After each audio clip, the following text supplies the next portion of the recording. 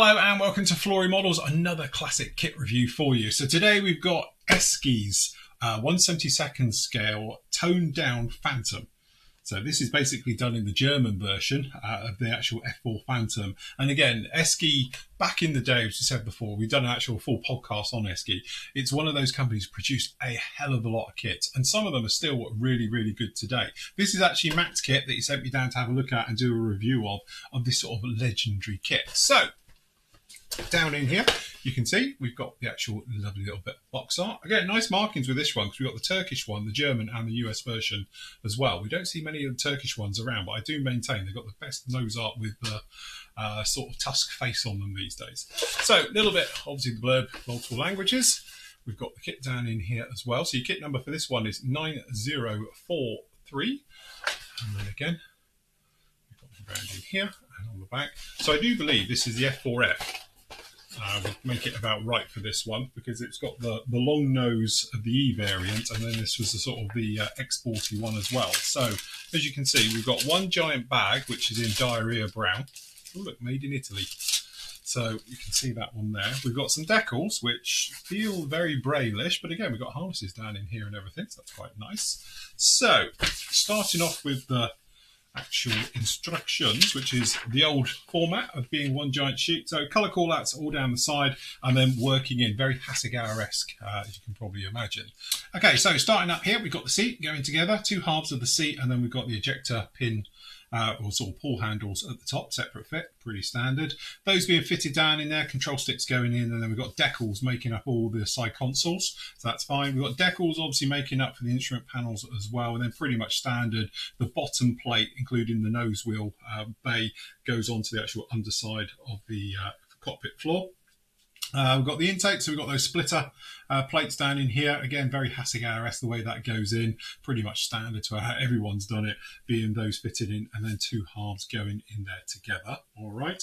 Main gear, sorry, nose gear being fitted down in there. And then again, we're talking about down in here, some of the parts being done because we need to make some, I think, little holes for the actual actuators for the forward edge slats on the F being fitted down in there like that. And then we've got the tail planes being fitted down in there. And then the main gear going, a main wing spar system coming up underneath the HUD. And I do believe that's the gun camera down being fitted. It was only on some of them, so it's not on all of those. So you've got that one in there. And then again, it's got some colour call-outs as you're making down in here as well. So it's talking about sort of those types of things.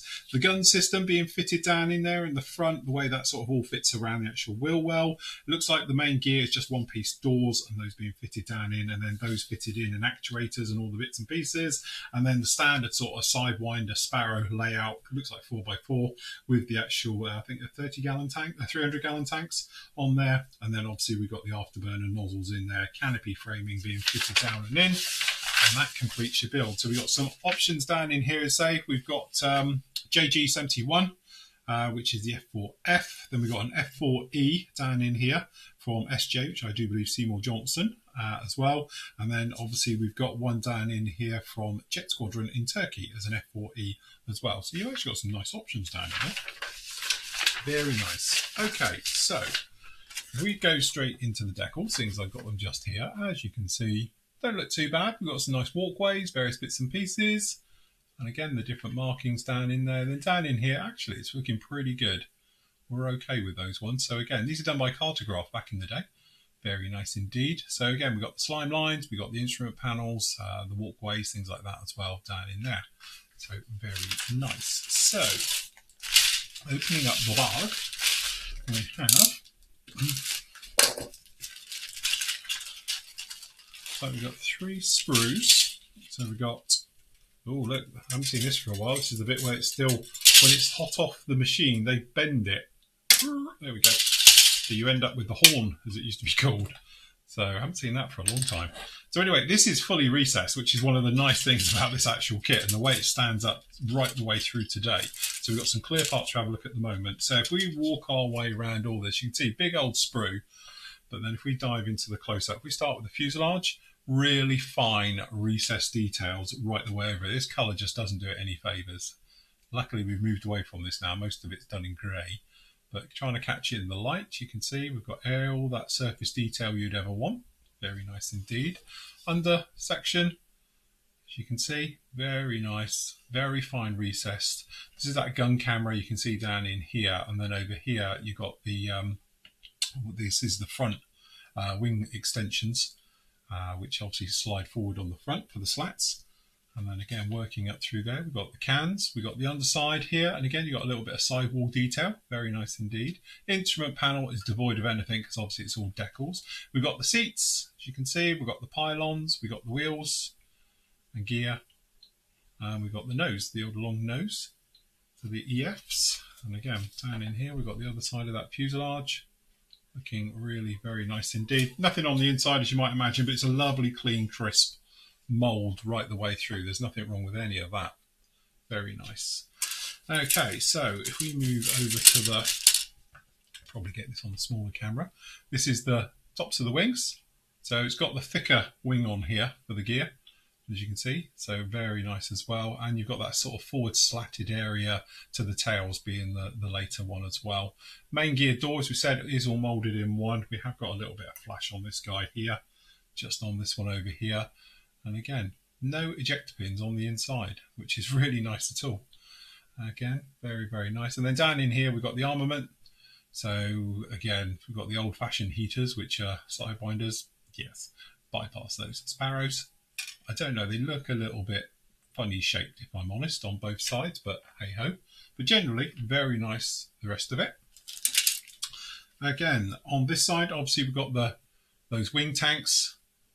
Looks like we don't get the main center tank. So again, and again, oh, we do down in here, we've got the other type of that tail as well. So this is the one without the slatted extension bit as well. We've got those splitters and the intakes have got some very fine ejector pins in there, but you're never going to see them anyway. The cockpit's pretty much devoid, but we have got some detail around the floor. Again, we've got the odd little sink mark on these as well. These, I think, are the chaff and flare buckets for the rear. And then down on here, we've got the actual nose section. So down in here, obviously, we've got the nose door and those types of things. And the vent, I don't know where that is. Didn't even see that, unless it's in the bag still. It was a sealed bag. Yeah, there it is. That's that part, which will be just the very tip for the gun. So that's that one there, which I will tape onto there in a moment to keep it safe for Matt. Again, last up, we've got the clear parts, and they're really, really nice, no problem at all. The only thing you haven't got is any real edging. It's very softly done, that front panel, and probably all the rest of it. So a mask set will make that a lot easier than trying to sort of guide it up and through. But it is a 3-piece canopy as well, so you could have them all open, which is a really nice touch on a 72nd scale kit. I've got the HUD, the lights, the various things down in here as well. There you have it. Again, as said, this is one of those things when we go back and we do these old classics like ESCI, you just imagine ESCI as being horrible stuff. They do some really nice stuff that is still used today by many, many manufacturers out there under reboxing, Italeri, things like that. Definitely still got them. This is still a really very nice kit and stands up just as well as anything that is released today as well. The fineness of the recessed details on these, considering its age, is absolutely fantastic. It's good, it's sharp, it's clean, it's crisp, and that's exactly what you want. It's got a little bit of flash on this particular kit. There's a few little sink marks, but given its age, I think that's totally acceptable. Anyway, so there we go. That is the lovely, I think it's the F-4E Phantom 1/72nd scale by ESCI.